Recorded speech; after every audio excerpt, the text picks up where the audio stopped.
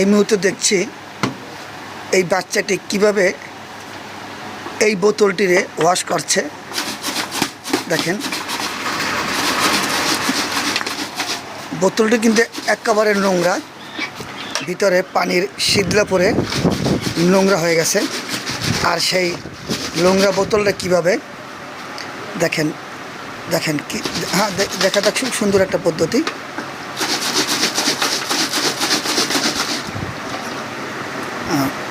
এই দেখেন, দেখি দেখি দেখি একটু দেখি, এখন দেখি আমরা। আচ্ছা দেখেন এটার কালার দেখেন। আর এটা আচ্ছা আর একটা খরচ দেখে দিই, আরেকটা দেওয়া সরাসরি আমি একটু দেখাই। আচ্ছা আচ্ছা আমরা একটু লক্ষ্য করে দেখি। এই দেখেন এই বোতলটার কালার দেখেন। আর এটাও দেখা যাক, এটা খুব পরিষ্কার হয়েছে। এখন কি করে দেখি একটু, বোতল কিভাবে যা বিভিন্ন পানির বোতল আছে কিংবা 7 আপ, যে কোনো বোতল প্লাস্টিকের কিংবা কাচের বোতলও। আচ্ছা কাচের বোতলে পরিষ্কার হবে সব বোতল। আচ্ছা দেখা যায়, আমরা দেখি একটু।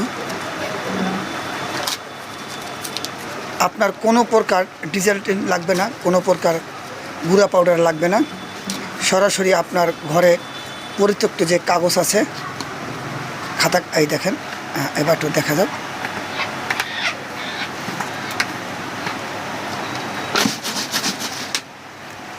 এতেই বলে ছোটোর কাছেও শিক্ষণীয় কিছু আছে।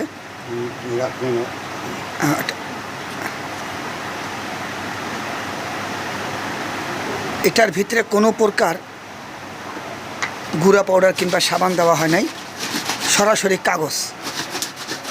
আমরা দেখি কতক্ষণ পর হোক কি পরিষ্কার হয়। ইস কি নোংরা, হ্যাঁ আচ্ছা বাহ, খুব পরিষ্কার হইতেছে, ভালো একটা পদ্ধতি।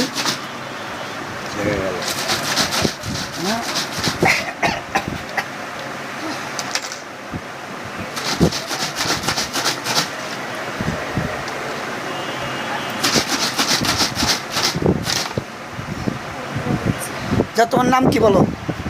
আমার নাম শ্রেষ্ঠ খান। হ্যাঁ শ্রেষ্ঠ খান। শ্রেষ্ঠ খান, তুমি কামটা শ্রেষ্ঠের মতনই করছো।